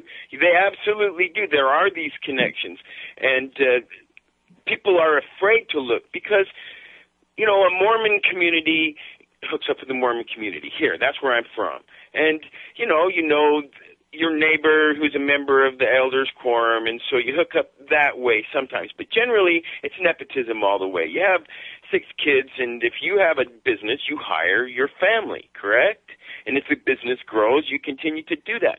Well, these people in New England particularly have had generations and generations to control the banking industries and the corporations and the laws, the legal system.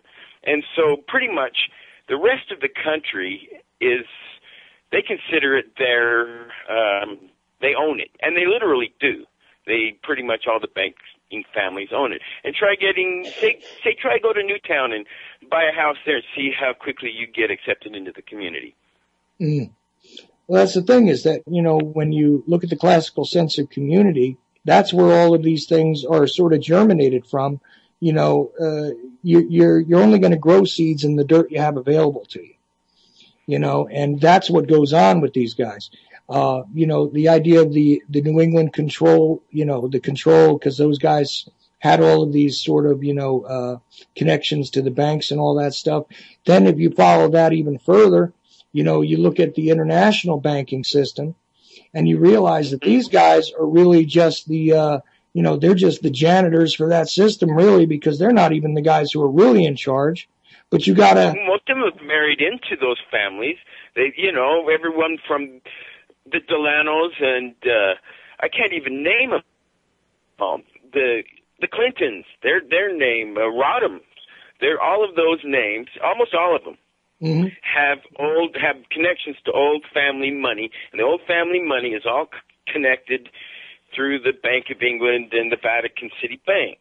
And so we are literally under the thumb of these people for generations, and we are unaware of our slavery because we have willingly bought their debt. And sure, it was perfidy on the part of our senators in 1913, but it goes even further back than that. Mm-hmm. We have never really been a free country as long as we've had a corporation that has been making money for us. Right, and did you notice, and I'll tell you, this is another thing, at some point I'm going to do a Federal Reserve show, which will be like in 2 parts, I think, because I'm going to have to do sort of an introductory, and then we're going to get into some, real deep stuff. But did you notice that even in the alternative media, the fact that we've had, the 100th birthday of the Federal Reserve just kind of went by pretty much unobserved? Well, can you imagine that people still believe that the Federal Reserve is a government, arm of the government treasury? They conflate it and confuse it, and they're never corrected. Why? And so if you still will have no problem finding people who are ignorant of that fact. Oh, no, absolutely. And the idea that the Treasury is in control of the money, well, constitutionally, that was what was supposed to happen.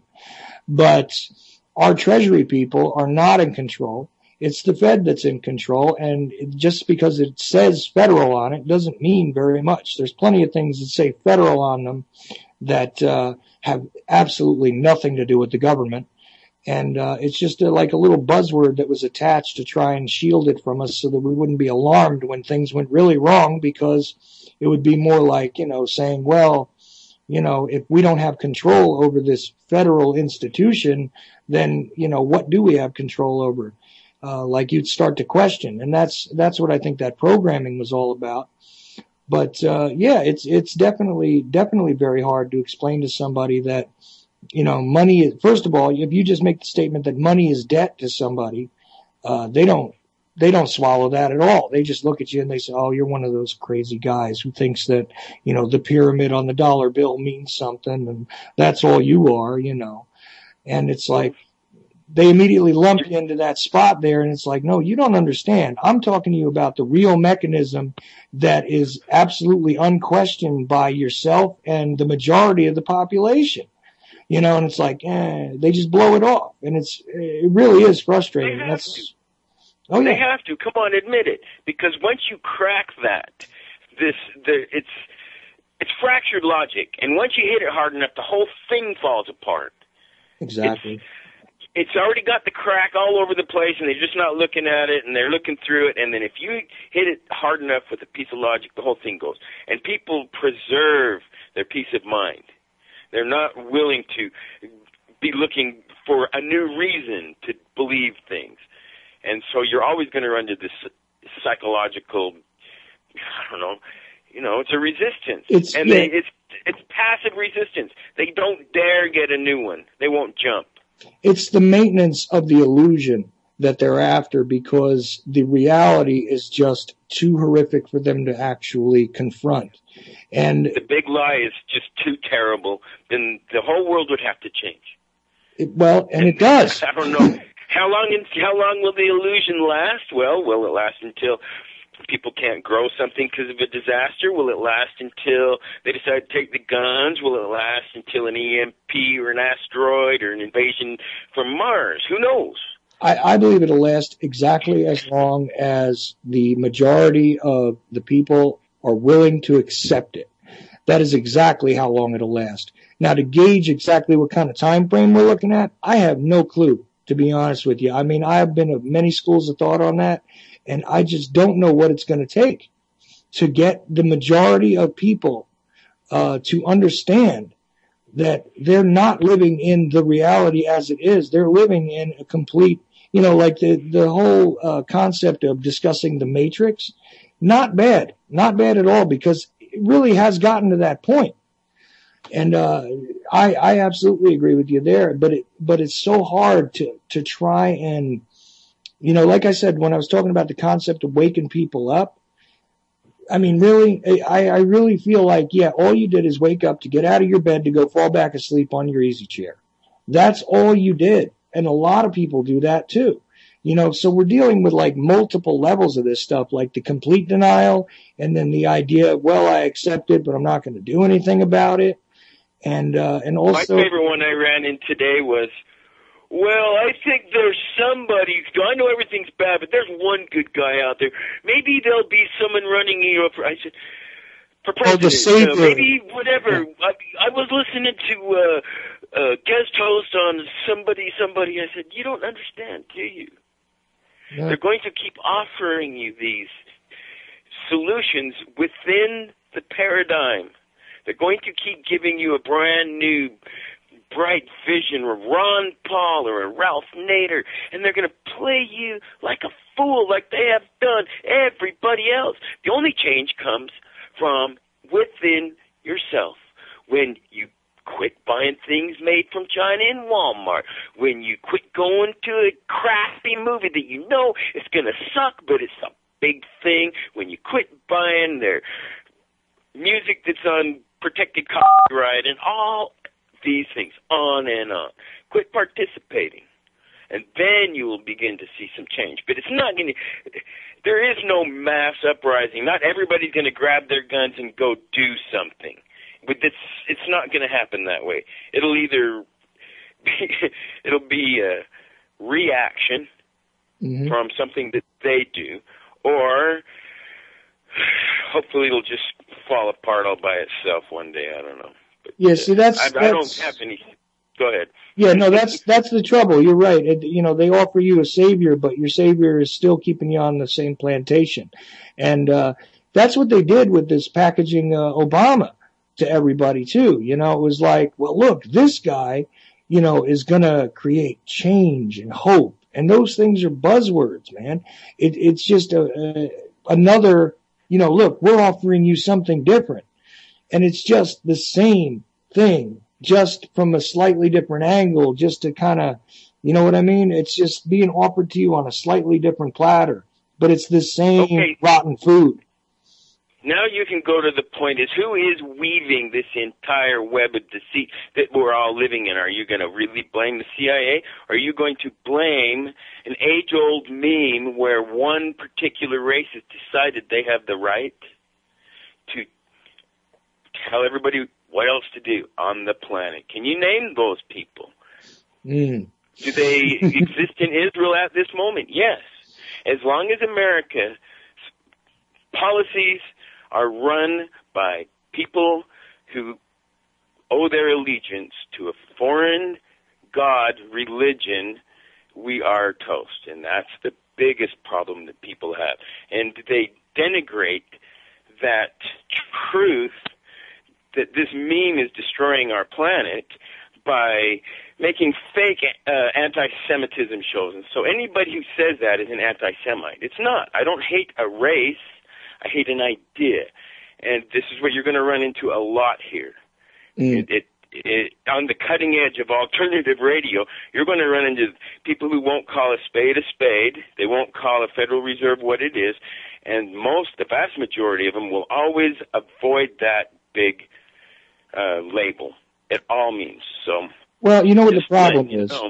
You know what, I've confronted that before, and I've got to tell you why I confronted it. The fact is that the idea of Zionism, okay, is not, it's just simply not another word for Judaism. It isn't.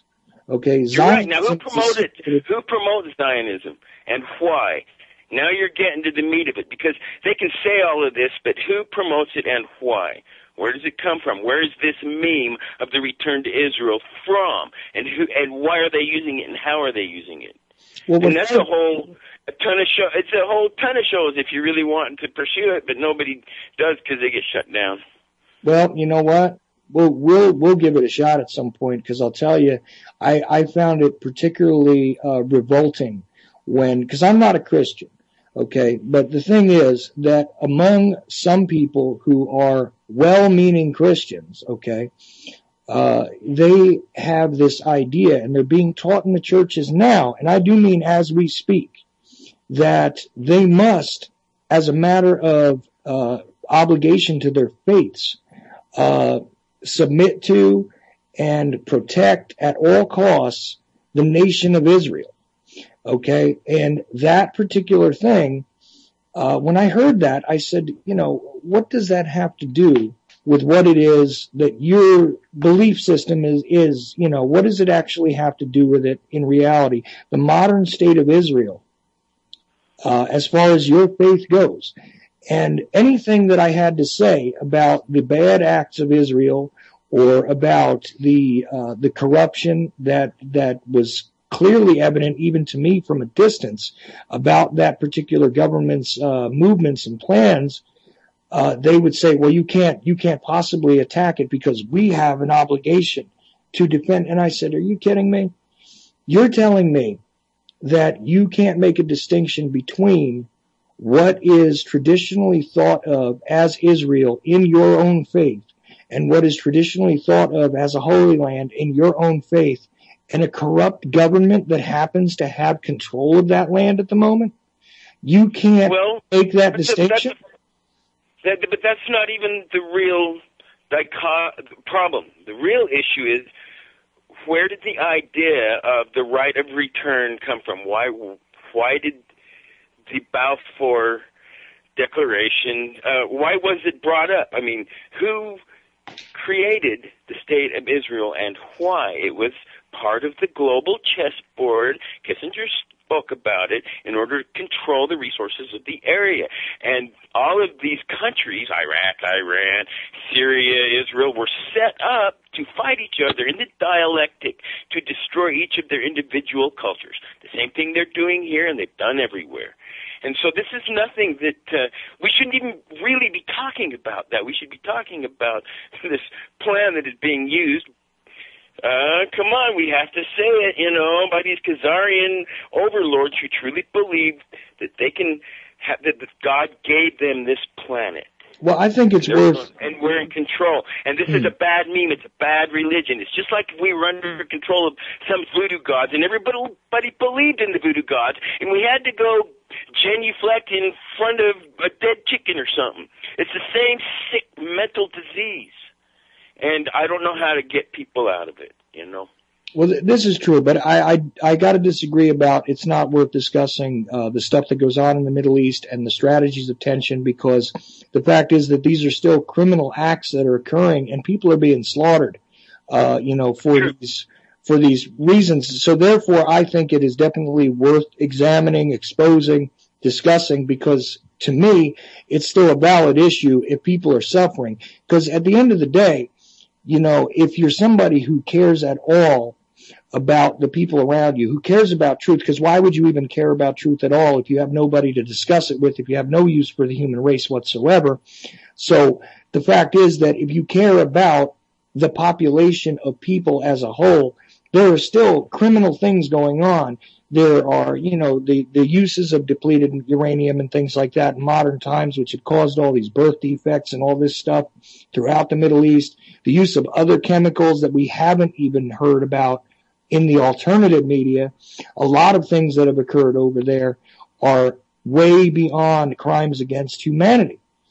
And if we care about that at all, You're right. I was going to say, because we only got a couple of minutes, I think, but I wanted to let you know that you're really good at this, and you know how to interview people too. So I think you're going to do really well, and just keep it up, brother. Listen, really. And I really appreciate it, Mike, and I really appreciate you calling in. And geez, man, thanks. I'm glad that I'm doing something. Glad that I'm doing something that's worthwhile, And me too. That's the point of it. And I'll see you in chat, all right, bro? All right. Talk to you later. Have a good night. Bye-bye.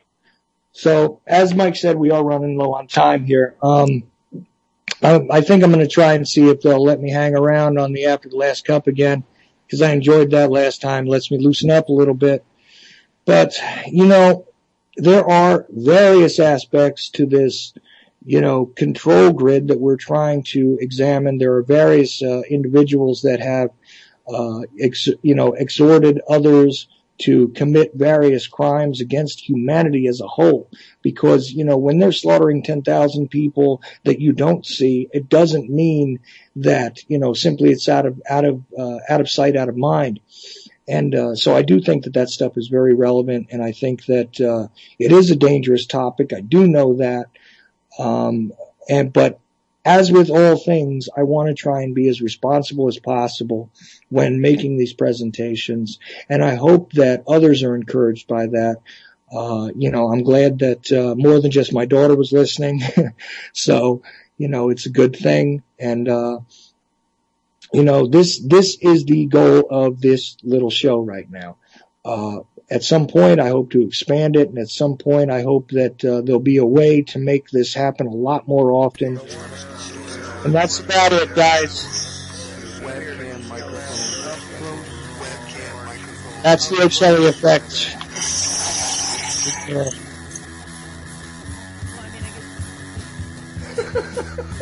At the age of 19 in 1962, she was a... See, but I have the files. I read the stuff at the National Archives, and I read these other things. I said to myself, how can that be possible? The brain, pistols and the fondle slap of choice.